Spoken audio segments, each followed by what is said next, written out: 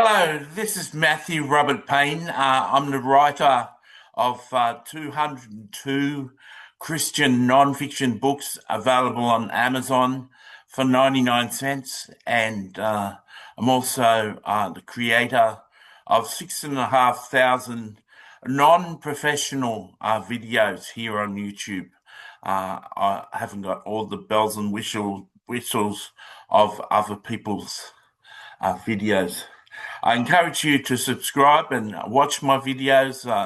I can promise you that I only do videos as led by heaven.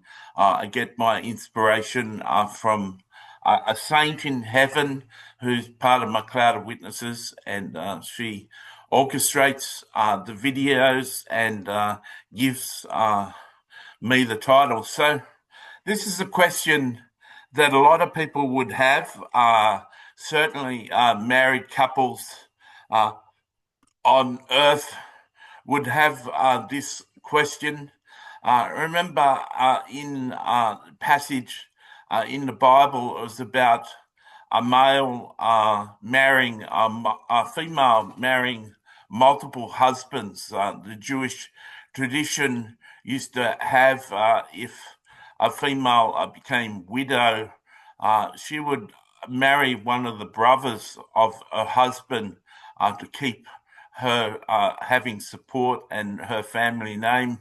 And the question was, if she'd married the six brothers, what husband would she have in heaven? And I don't have an idea. I don't have a concrete idea of what husband you have in heaven. I do know I would feel that God works according to our natural human desires. So if you were a female and you married a man that was abusive and violent, and you're only married to him for 3 years, then you got divorced and remarried and was with another husband for 35 years. I assume that it's the second husband, the 35-year one, that you would be in heaven with as a partner. I first understood that there can be marriage in heaven from losing my parents and losing both my parents. They weren't in a separate house in heaven.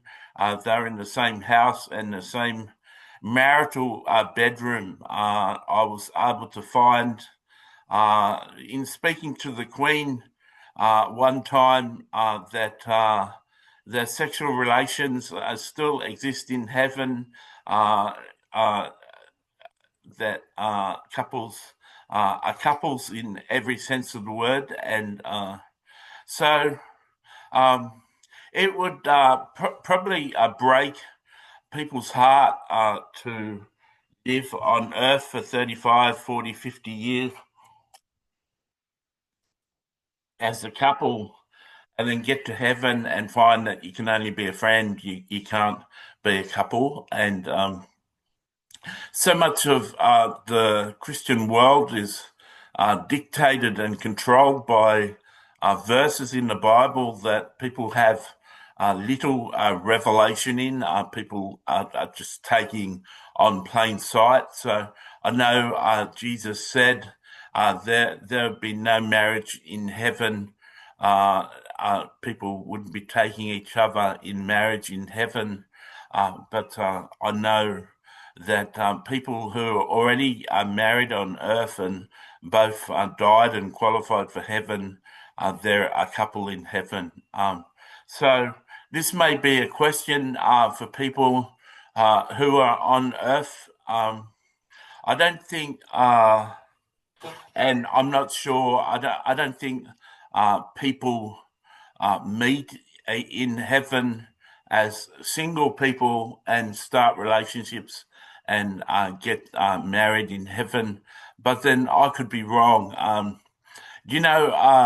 It's a sad thing, I find personally, when religion gets in the way of common sense, when people's strict adherence to what they perceive a verse actually says gets in the way of common sense and what would be natural. It's natural for a couple that have been together for 30 or 40 years to still be together in heaven. And what's one verse in the Bible not understood in its context, taking that happiness away from people. Um, you may be interested in that, especially if you're in a marriage or you've lost a husband. I know my co-author had a husband dying of cancer a couple of years ago, and he had her promise him that she would stay